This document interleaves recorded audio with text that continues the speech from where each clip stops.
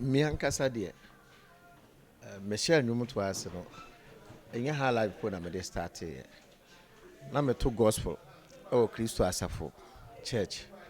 te ho na me start me nnwom to the high life de betumi aka say a year 1999 and me year madwen say metro high life and okra me namfofo Sibo brothers Pa Solo and Kennedy and I'm who am TV so motivate me say me so me try high life ahwe na me ankasa de ka way back 1981 and na me akora ketewa hona na me to Kristo asafo mu hona na me to enwom na me alto singer na o question na obi say no me wura high life late 90s late 80s 89 90 1990 one of me who Pa Solo mu a amode enwom bi ni jidie bedwa nti oto nyame enwom ni DJ bedwa nti oto nyame enwom one me e madwen say me so metro high life ti 99 90 89 90 and me me demo I say 1991 me my first demo. Then my first album me releasing on 1993. Because I'm na Lumba. Lumba ne kudwentri amachi dede. So I'm do mba bontia. Say we artist bia na say wo ba o say wo twan kakra na. Omunum ne tena asiwie. Say wo ba Ghana for kra mbia. Because na omoye musicians bia Ghana harona omunum edi akotene pa wa ha me first album no sa me na Lumba de enum we aba baby jejew ti ana promotion so na a week na miniska me de betua payola na de those days na na etua payola sa me na one radio station pe GBC pe na e wo ho so kwa payola no utua 2 CDs for 1 month. It is 10 DJs na obefa obetua if say 20 Ghana answer ya bondum na 1 month also sanko renew when renew a ya bondum bio tim ye remu nso no because of ebeshia Lumba na amachi dede mu no ana omudi enim nti wuto omo ya adwomtofo pa a omonum utie wo am say wonyini beton omo ti ma yen yesua ade pa am so omo susua ampofo age say amachi de no one ampofo age ena na ebo ban Lumba kra menya nti yeso ono so kra bo amachi de ye friends ampofo age ban kakra nti na experience a omo wo no na ekwanim pa so omo de omo dum ba ya na ye nso ye follow omo no yesterday no ma bebre omo composition kada omo tro nyom omo ka omo nsem ena ade no ma yenso yenya we bi tro nyom cause o tro nyom na nyom no nya wo be brands won ye producer unya producer po even nyom no ye good kura wo be bre ansa won ye producer nti wo tro nyom wo say wo tro nyom kama obi ate a wo say nyom we fine ansa de wa ko studio and then ma de am say ebi kura ho amututu enyom obi nyom awaye na yetu enwom no part baby omoto a na omo de abehwe wa to kakra so omo mre omo nwom no etro because omo thinking deep and tro enwom ti eno ane say omoto a no bibia ba omo tiri mu omo twetwa na omo tutu amanfo nwom na ye de ahihye mu aba abontin say omo so aye nwom omo ya dwonto anyway they are very good singers bebre omo nim dwom to pa nkasa ba ya na composition no aye week you say uti amachi dede enwom uti Lumba nwom ti ohene bakisi me dede bia am kase me number 1 musician e Ghana ha e band composition me de me check no pa ankasa uti omo nwom a to say unya ntiase se mo ka no ntiase wo mu obi ti so konfo kwa ade am say high life no kra chi no kra no rap ba so no na ensem uti obrafo rap omo ye Lord Kenya your friend Sikaba wo de uti obra for pemuka ni okonfo kwa de mia na mikuna kwa uti omo ndum na said wo kan na story lie ya bi utia wotia se ba sisi ade ensem omo kan ebi o eni nan eniti eno ase keka ensem ebomu bibia beba omo tiri bia na ye ka ena akwaye se sisi ano wanto enum bia sabi efa adwaman ho a omo hu ni se wontumi emeki but nya sa neti eye profane na isi ano omo pese omo to no na ewo ho dada ye nananom ina to but omo fura no ntoma enu nti o se nka mabu no edo esuko wo yen yetwi kasa mu so wo na sa wo ye nnwom no a na sa wo pese wo kan bibi kura wo kwan wo de befa so kodwantwi tie kodwantwi nnwom utie a tum se adwe na ode chro ne nnwom no emu do pa bi okeka sansem wo na bi but adwe no mu do nti oka okura wo hu wo befa no normal ba na ma aba no ye bobọ bibi se sabi oba ne aka ne pain bi se omundo nnwom esuko tama Ghana ye nnwom to no akwaye me de emu aye ha sa na meka no emu ha me de ndumi ti se nkrato ankirite wie je nkrato we wo de tie emu nsem se de amenwene nnwom no anka emabu na eba no nnum bi se emu na so omo te ho a omo prane omo do esuko wo omo lyrics mu nanka omo de ensem a amanfo tia mo se nnum we kama odo omo beat omo bone de de wo de besa na so ensem a omo de hihye beat no no de ya na emu ha ti mesro mo no omo ndo mu esuko omo nsua se de ye ba yesua na nampedu amachi de ampofo agye ni adofo no mu a ye de ba ya at least no ye de beji din no odo din no omo ogibi but omo ndum no wo de nnum ti say come back de bia ye bo utie mendum loneliness gonna kill me darling odo ye we metati enu no pa so more than 10 years ago enema enduma be acha 3-4 months unti biom say bia wo weke so be say 10 years time unti biom tama old high life na ye to no ana DJs na ebo high life no egusubo bo mu die ebo na say be 6 months be twemu a unti biom e ba bia ama Ghana high life no akofom ye nyum to no am say akofom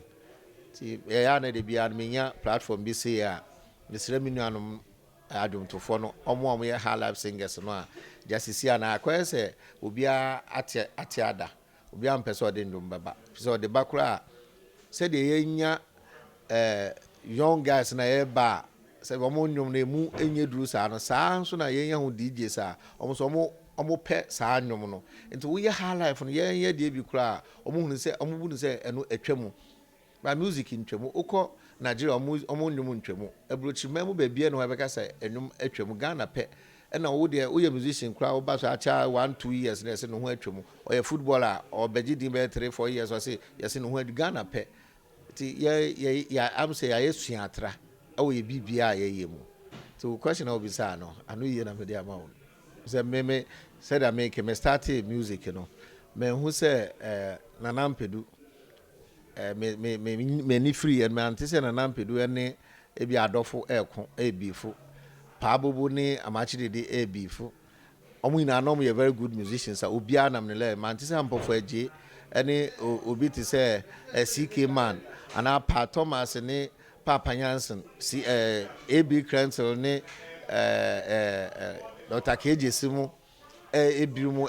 ebifo media mante sa enso na obi ade no ho obi eye no nwum na sa nwum na ye kama Ghana gitumu enye beef a oni obi benya na ebe ma wudi ebe ba soro sa wunye good an san kan no de obi asori oni obi be kwa akubifo na ode nwumfo bi aba na age atomu ene wo mo ye no nokra ebi nso de enye enti na ebi a ya na omo ye omo ho sa na nwum no kra me de bebre wo ho a mente ase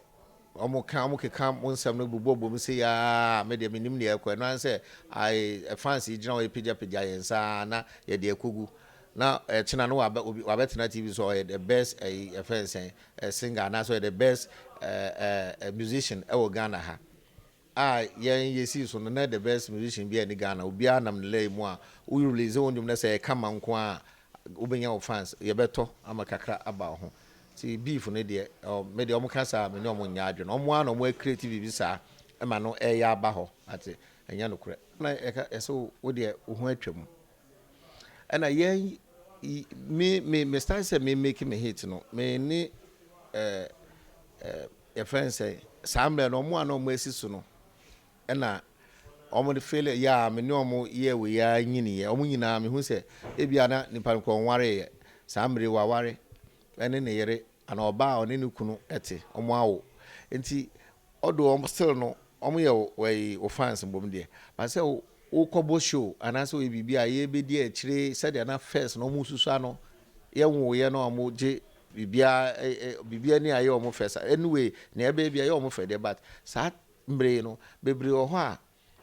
omo nya sa adaje no mbedi wachi to wonum na no anse otie ede ji nani na o kobo show de a ti aman akoye se shows na nkasa no omo hu ni se ye mo ye ni fans sa no nti omo kobo mo shows ya omo kobo shows na omo mpese omo be frɛ nya na so omo frɛ nya nso me ye kwa unum say e make difference omo a eka e make difference nti ye organizers na organize programs na omo ankasa ya na omo yi ye no be free mu na so still no ye nyum de ego so eto see am de latest one about tonight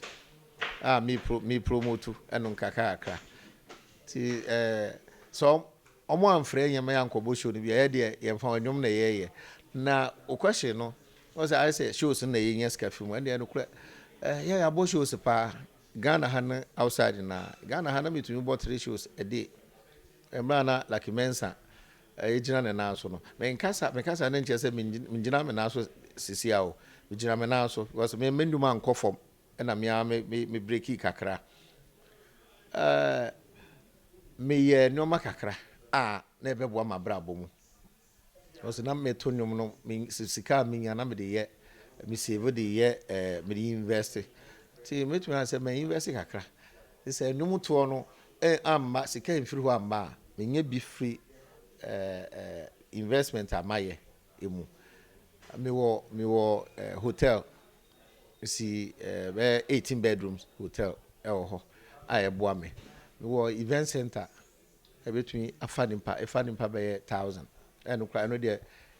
me wieye enchenti me akakra me bia no ka me bia no December ba am say programs are December me bonu nti ama me de ko Valentine Day na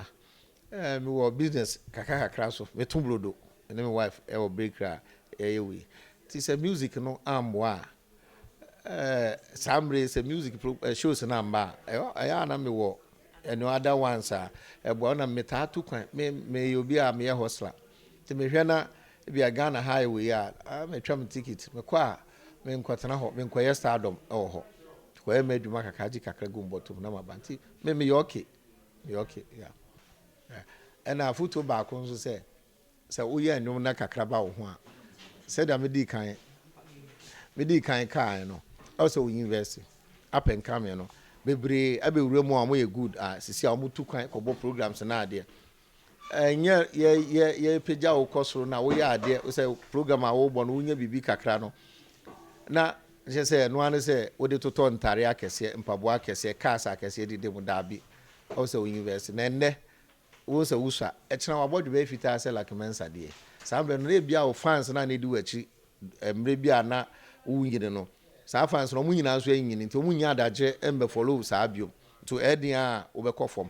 ti se wo bibi kakra unya bibi kakra sa amre we mu a also invest na come and yana nanom ne ya papa no bebre beto nyom ebirum sabe awie ye no na eye mobo enye so omo enye sko munya bi na plans no ana endi omo enim kane na ma no ba sa nti mesre up and coming musicians no say omunya bibi kakra omo fan hihye omo bi nduma nketenkete bi a se music ne kofo mo mbetumi bibi kakra to aduane edi woni say da we can dance so na mafo de na omo de aba na aka high life na ahye no say enum wo ye na wo promote a na etena ase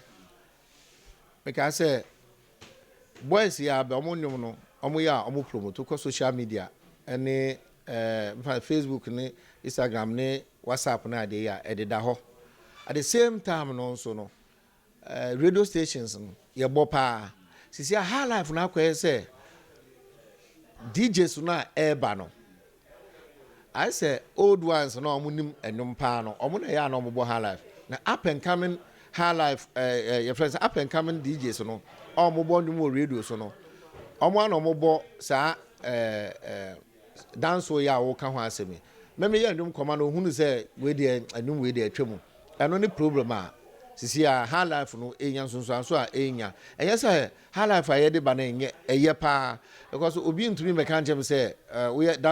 dance artist we good singers and Lucky Mansah and I say we good singers and Kofi Bia na Furan Ponsa and I KK Fosu Kofi nti omo na high life singers ohen back isi lumba wonye champion sin omo na mbom promotion no na akofom because na ma kire mu DJs na eti radio stations na airborne bebre wo mu a omo ye youth oh yes unim ono u koma na payola no kra na enum no ohun no se we dey atwam ohun se atwam nti wonum no kra no enya de obo na sisi ha no enum ankasa no payola tua no enti se first no so what man say because of social media nti na wo the high life to social media ye de toto so pa de but wo say dance for no nipa ha akohwe ananso omo a omo di omo achi no do so say yeah high life is it's all because omo ye up and coming kwara no eba no epe enomo sene ye de high life na nka boys ni na bebom ye nyina ye high life no no na ma aye say wipe high life na free but Ghana high life de entumi enfiri mu nti mesre presenters nso ana DJs nso